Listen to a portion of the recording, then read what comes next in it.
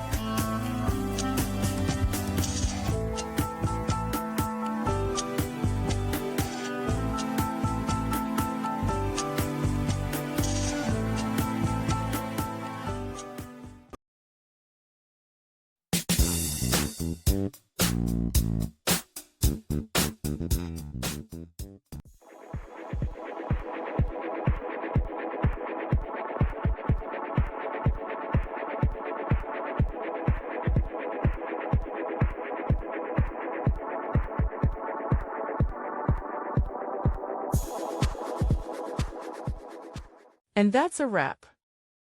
I hope you found the answer you were looking for.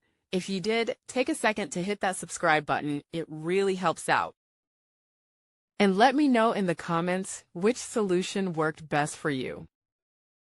See you next time in the debug zone.